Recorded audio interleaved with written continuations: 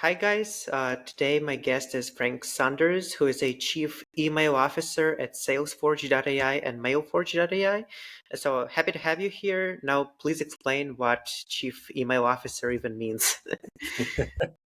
So a lot of people have a lot of boring titles or very standard titles from what I've seen in my life. And I'm a typical guy that likes a bit of a pattern interrupt what you want to do in sales. So I thought to myself, what else goes really well with CEO? And I thought, well, I do send a lot of emails or help my clients send a lot of emails.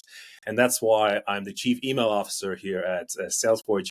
And Mailforge as well, and that's because we send a lot of good emails or help our clients send a lot of good emails, which is what we do as a business. And and actually my second title with Mailforge is I'm the Chief Bacon Officer. And for those of you that are not familiar with bacon means, just generally, bacon is essentially refers to something that you would typically do in the US, essentially a way of generating revenue for your company, or when it comes to kind of personal level, that's your commission essentially that you're bringing home. So it's all about bringing home the bacon in the world of where I am, having spent over a decade in sales. So yeah. Yeah, that's super funny. And what's your background? What's your story? How did you become the CEO of these companies? You definitely started with something else, right? Yeah, I mean, pretty much I thought to myself that back in the days, I was studying international relations, going to go into politics, and I thought I'm going to be the big guy in politics. And I realized, actually, I did work for the European Commission for a few months. I realized that bureaucracy wasn't my really thing. And I had to kind of move into the private sector, where I thought that's where I have to be, because I really hate the whole kind of bureaucracy. I'm more of a sort of the efficiency guy myself, that loves a bit of execution here and there. And I really started my career in the private sector, working for actually Google, working on the advertising side of things, and ensuring that people sort of the advertisers essentially optimize their campaigns, they increase their spend. Right, that's typically what you want to do when you work at Google, is make sure a lot more customers spend more money. So from there on, I worked for a bunch of sort of SaaS companies actually in customer success, where I transitioned to after working for a company called SimilarWeb. Then I worked over at a new company in New York called Black Crow, and essentially what they do is they do real-time predictions, leveraging machine learning. A lot of the kind of thinking there, that on the kind of machine learning front or AI front, we're actually bringing that into Salesforge going forward. And and then I actually led a sales team in my last gig at a company called Watergraph. And a Watergraph essentially, what it does, it essentially does a visualization. It visualizes essentially your marketing data. And we've been selling that as a software to a bunch of marketing agencies. And today I'm selling to a bunch of tech companies our product, and also to a lot of sort of lead generation or sales development sort of agencies that are out there all around the world, but predominantly in the US. Yeah, makes sense. And now you're running both companies, like both Mailforge and Salesforge at the same time. Yeah, so there's a couple brands. There's going to be also a lot more forges going forwards, but it's the Forge. Yes, we are forging a lot of great emails right now, and there'll be a lot more other capabilities that we'll do in the future. But yeah, what Salesforge does, Salesforge is essentially a platform that sends emails out with very high deliverability rates. It does that across multiple domains, multiple mailboxes, and sends unique emails. So when I mean unique emails, these are essentially not templates. These are not what's called static communication that you're sending out, what majority companies do. And the way we do that is we use what we call a matching logic. So we look at what do you sell as a business. So you have to provide some input data or your value prop essentially into the software. And then we crawl the web about every single prospect by checking out the website, checking out the LinkedIn profile, and a bunch of other data sources that we're looking to introduce later in the year. And then we're essentially dictating for every single prospect what sort of email should be sent out in what language. So we also send a bunch of emails in multiple languages. So for example, when we create a campaign for Europe, then the person, let's say in France, gets an email in French, a person in Germany gets an email in German, and stuff like that. Because we are big believers in localization, and language can easily drive up the conversion rate in parts of the world like Europe, for example, or Southeast Asia. And then Mailforge, on the other hand, actually works very closely together with Salesforge. And what Mailforge does, it helps you to sort of spin up that infrastructure that you need. So these multiple domains and multiple mailboxes that you really need to to use as part of your sort of distributed infrastructure. So just to give you a kind of idea to sort of, or compare rather how things used to be done back in the old days or what people still do today, which is each sales rep typically has one mailbox that they're operating out of. And they're using that one mailbox to engage with their prospects. And typically they want to send a lot of emails, let's say 100 a day. And when you send 100 a day, in terms of the emails, I mean, a lot of your emails will be landing in spam. And that's because, Gmail and Outlook, the email service providers, don't like that behavior. They don't like actually that you're automating stuff or you're sending a bunch of emails. So the only way to kind of figure out how do you actually land in the primary inbox of your recipient going forwards, you need to use a distributed approach where typically these days a sales development rep would, let's say, have about 10 mailboxes at least that they would operate, each mailbox sending maybe about 30 cold emails per day. And that's what Mailforge helps you to sort out literally within 10 minutes. It also is significantly cheaper than doing business with Gmail and Outlook. And it kind of sorts out that headache with the infrastructure that you need to do. And then you just plug in that infrastructure either to Salesforge or any other software out there, really. So, yeah. How big are the companies right now? How many employees do you have? We're just a startup, just like you. There's only three of us. We fully bootstrap business. Only three co-founders and myself. I'm essentially do everything apart from the product, and then the two other guys, very smart cookies. They're building the back end, the front end, essentially everything. So we don't outsource anything whatsoever. We're building everything from ground up in what we call a fashion where you don't actually need that many sales reps going forwards. So we did start with email as a channel, and then we're going to be progressing out to other channels as we grow. Because we have quite big plans actually for what we're building. Do you use your own product to do marketing? Yeah, we're dog food. Yeah, so naturally we want to show the utility of our product, right? How it's being used. So when I say we send these great emails, so these great emails land in the inbox of the prospect, and a lot of these prospects are salespeople. When they look at that email, in a lot of cases, I get a reply back asking, "Was this written by you, or was this written by Salesforge?" And we don't write our emails. So just before this session, I literally launched a campaign with 2,000 contacts, literally one person, which is me, and each of these individual emails is highly personalized to that particular prospect. In this particular case, looking at the website. So I have a specific segment that I'm going after. And guess what? I don't write these 2,000 emails. I let Salesforge AI essentially take care of that for me. And while we're talking right now, the machine is essentially, or the Forge is sending right now emails out. And all of these 2,000 emails, contacts will receive an email today. So that's the scale that we're sort of operating. We call this, concept programmatic sequencing as to what we're doing. Mhm. So all of that is done by AI, so no human Right. input. Hmm. Correct. Literally, you can click a single click of a button, which is what I did, and then I came here. Interesting. And I'm not sure if you can share that, but I'm Mhm. like from the technical point of view, Mhm. what kind of AI are you using for that?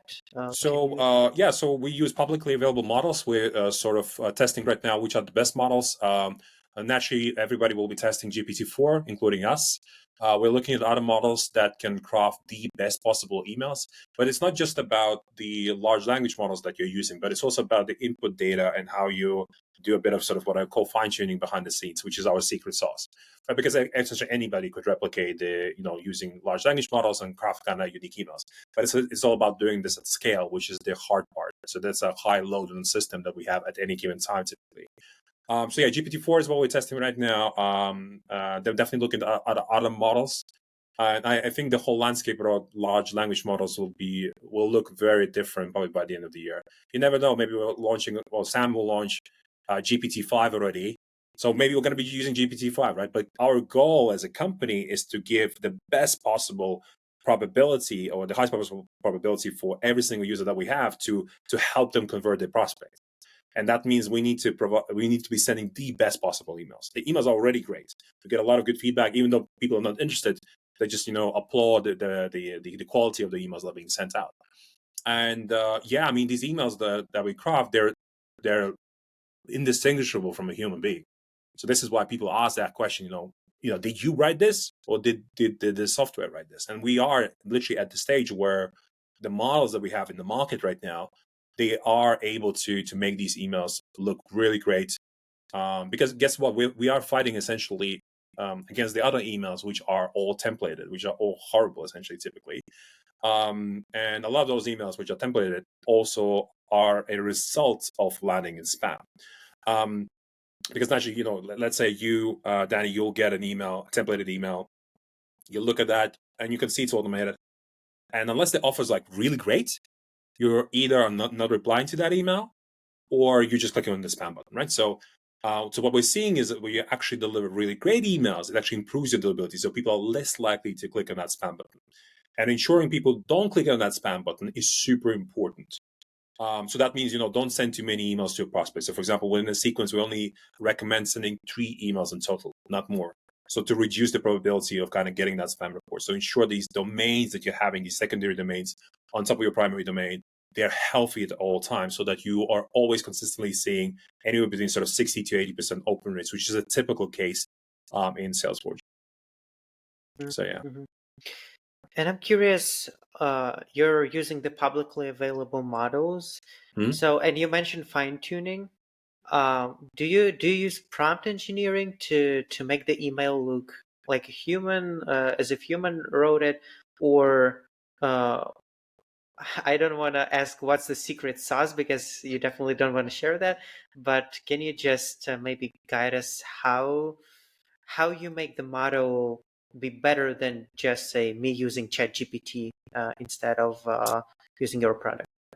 So first thing, it's not just about, like I mentioned, it's not about model as per se. It's about what data goes into the model, because it's like garbage in, garbage out, right? So if you have bad data, it doesn't matter what model you'll be using, the outputs will be really bad. So one thing is like the input data has to be really good. So when we programmatically scale our outreach, when we crawl the web about every single prospect, that data is dynamic, right? So for every single prospect, we could have dynamic data set that's being pushed in, and that is one key core component.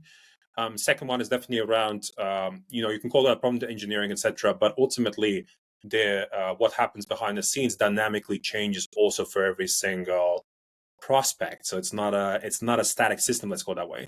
So I can't go into detail. So that's our secret sauce. But what I can say is, depending on what's happening and what do we know about the prospect, the whole engine changes dynamically in real time. And yes, we are currently using public models, but where we will be headed is in the future, we'll be actually training against our own data set.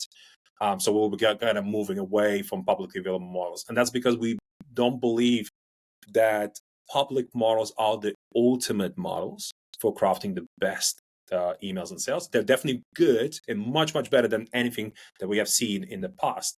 But we will see a huge difference once we're going to start, say, training against industry-based data, because naturally in every industry, emails are slightly different. In publicly available models, guess what they train off? They train off publicly available data, which is very generic on the website, on various sort of sites, right? So how to write an email, how to do X, Y, Z, and this is how it has to look like. And that's a very generic stuff. Whereas you want to be training against specific sort of, data sets that you have access to, or we have access to, that will then make those emails significantly more superior. So then, irrespective of which industry you're going to be coming from, these emails will be specifically designed for your industry and for your ICP. So ICP meaning ideal customer profile. And that's where we headed. And that will be the ultimate killer when it comes to crafting the best possible emails, because this doesn't exist today. And that's where we headed. And that's what we're going to be powering by the end of this year. So that means we'll be moving away actually from publicly available models as soon as we can, because we believe that they're great, but it's not the pinnacle of what we are about to see sort of in the coming year or two. Yeah, I love this actually, this mission and how you guys approach this. And I also like how you mentioned the localization Mm-hmm. thing with like French language Yeah. or Southeastern Asian languages. And I also thought like for our startup, we mainly market to the US Mm-hmm. geography. And I was wondering, maybe it's not just language, but also like culture. So, for example, American South is quite different from like California. Yeah. Um, Maybe even somehow let the AI understand something about hobbies or preferences of an individual person and craft an email like that. For example, if on my LinkedIn profile I have a background photo with like Appalachian Mountains, maybe an AI would be able to recognize that and use that for an email. Do you think something like that is potentially valuable? Yeah, so I mean that's when we talk about input data, right? So what goes into the engine for every single user is super important, right? So whether I'm fetching the information, where exactly are you based in the US, and then the email will, based on that exact location, will craft the email very differently. Um, for it could be different things, right, based on location, right? So location is one thing. What are we seeing, for example, about you on the web? So not just LinkedIn. But what's your LinkedIn? Yeah, what's your what's the background image on your LinkedIn profile, right? So what's on there? What else are we able to find about you? Are you on Twitter, for example, right, or what's called X these days? What do we see there, right? So all of that data is publicly available. It's structured. It just needs to be consumed in a way that's programmatic, and that's what enables to craft these best possible emails. Though I would caution just generally about kind of maybe also about thinking about the kind of data. Having a lot of data about a person is great, but at the end of the day, the email has to be short and snappy. So when you feed also too much information into a model, then the model doesn't really understand, what is the best possible data to pick out from all that maybe great data that there is about the prospect, right? So maybe you have great data on your X profile, on LinkedIn, or there's something on your website even, right? And when you feed too much information, that's also bad. So you need just to feed what I call enough really great data, then to use that to help you as a seller, then to craft a really compelling message so it increases your reply rate by X. So in our case, when we're actually running large scale meaning thousands and thousands of or actually tens of thousands of leads sort of side by side, testing sort of what we call templates versus emails that are generated fully by AI, we're seeing actually about a 2x relative lift. Because think about it even theoretically, let's say you have an audience of 100 people and you're sending that great template that you're sending right now about your business, etc. You're leveraging typically no information about your buyer. And of course, you're going to get a reply rate of X. Let's say it's 2%. And if you're going to actually send a unique email to each and one of those individuals, referencing some of their information in your email copy, you would see more more response, right, from your audience. And this is what typically also happens in Salesforge when you use AI or when you're crafting a really good email for every single individual. You see more business, more pipeline. And so that's ultimately what we're orchestrating at scale. And the reason why you need scale, which is a very unfortunate thing, I would say, is because only maybe about 3% of your audience that you're targeting is in the market for potentially what is it that you're selling, right? So if you know those numbers, that's why the need to scale is there. Typically, as a head of sales, so I used to lead the sales team of 50. We look always at two things, like the volume so the activity levels that we're doing, right, as a team, whether that's an outbound and inbound, and what is our conversion rate, right? Because those two things naturally impact how much revenue we're getting at the end of the day. And that's ultimately what we're orchestrating in Salesforge. We're looking at the need to scale with very high deliverability rates and the need to convert at that scale, right? So this is the only way to convert at that scale is actually when you start using large language models. So there's no other way really. Unless, so of course, a template could win somehow. And the reason when a template wins is because you have such a great offer that even AI can't beat it. So, for example, you're offering something for free, for example, or you're guaranteeing results, right? These are offers that can kill any sort of personalized email copy because the offer is like no brainer. Like this is what drives the response. But most businesses actually don't have these great offers. Typically, you are a service-based business that can do something like this. But when you're selling something like a software like we do, we can't offer guarantees. We can't on deliverables. We can't offer anything like that. And this is why we need to push it from a kind of personalization and relevancy standpoint as a software to drive the conversion rate up and actually generate leads and get those demos through the doors. But just to give you an idea, in January, I had over 200 demos of our software. 200 demos. One guy working for a startup, dog food, using his own software. And yes, not all of them came from Salesforge, but about 70-80% of those meetings that I had back in January came from using our own software. So that also kind of helps us to be sort of lean and mean, right? So we don't have to pay a bunch of other softwares. So it's great for us. But this is ultimately what we're looking to replicate for our clients. We don't want them to have a huge sales headcount that they then pay a bunch of salaries to different people. Instead, we believe that we should be scaling the software. The software should scale somehow. So that's why we're currently orchestrating an email. We'll be doing that later across a bunch of other channels. But we believe in the world where all companies will be leaner and meaner. And because, it's not anymore growth at all costs, it's about profitable growth. And the number one cost typically in like a SaaS company is payroll, right? So paying people, the number one cost. So you need to figure out with all the large language models that exist out there, how can you either augment your existing sales teams and ultimately help the CFOs and CEOs reduce the headcount, or potentially even replacing the whole function in full if possible, right? That's the utopia. But ultimately, that's the sort of thinking that we have as a team. Me having worked for over a decade in sales, and also the two very smart guys that are my co-founders, we're always thinking about how can we make these repetitive tasks go away, or kind of function on autopilot, etc. And this is what we're kind of engineering this into the software kind of going forwards. Yeah, yeah, that all makes sense, and I really love your approach. Um, Question though, do you believe in 100% AI automation? As far as I understand, currently all of the emails are not being double checked by humans, so they are automatically sent. So, what's your vision on this, humans versus AI? So if you had asked me this question about 6 months ago, I would have said there's no way that AI will fully replace humans. And then I changed my mind.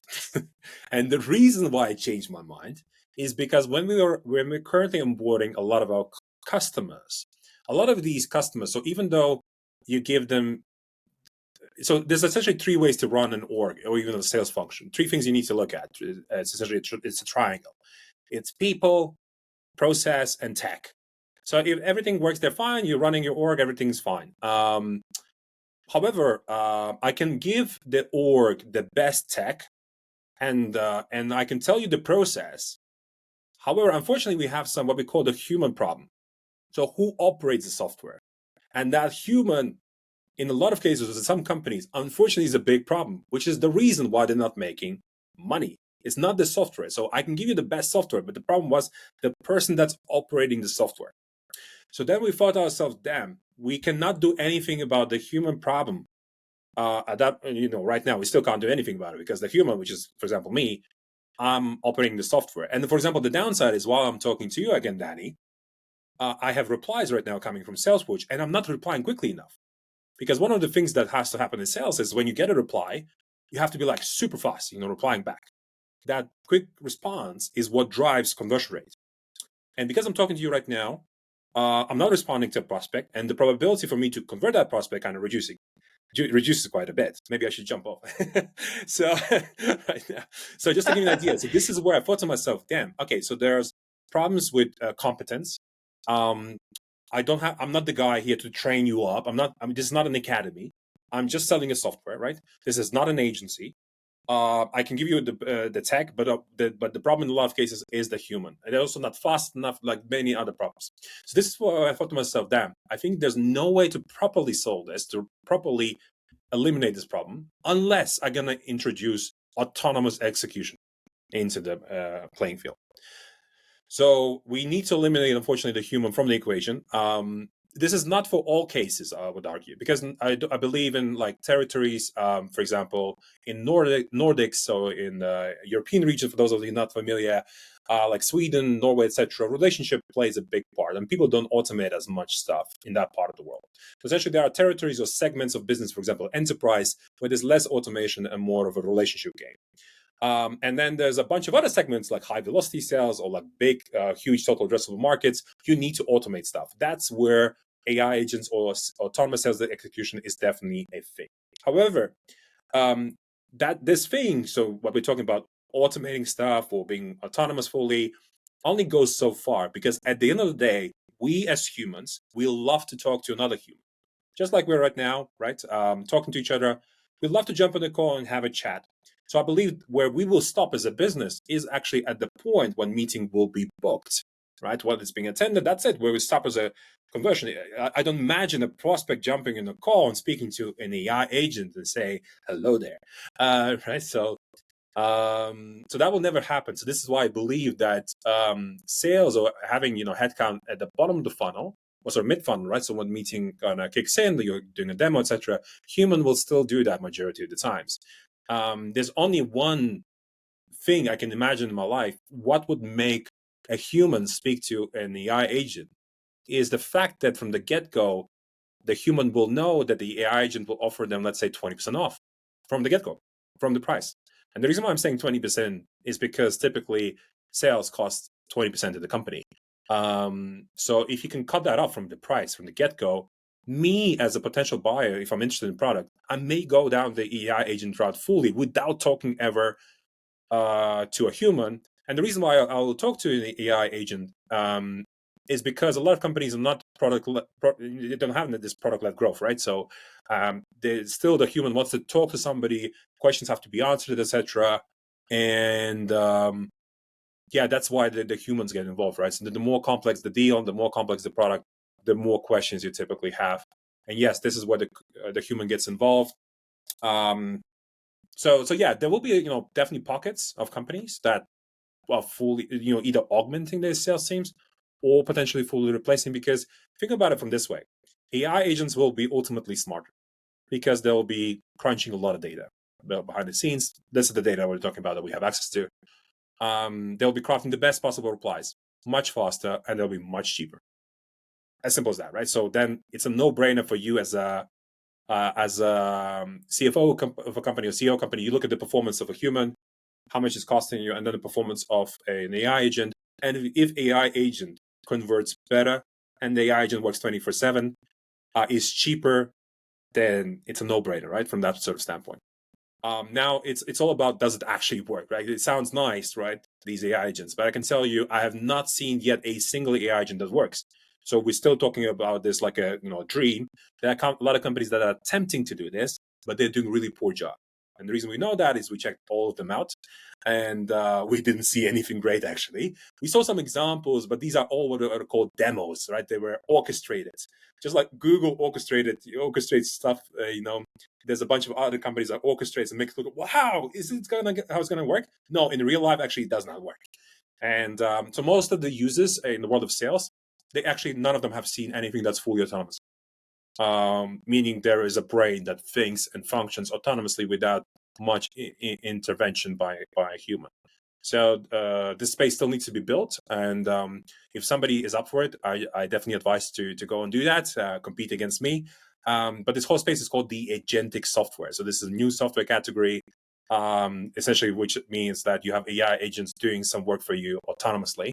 So I believe we will see a new category popping up that will be all about the AI agents in different sections of the software, whether that's sales, accounting, whatever that is, right? So there's a bunch of other places where I think we're going to see a bunch of AI agents operating and running our business.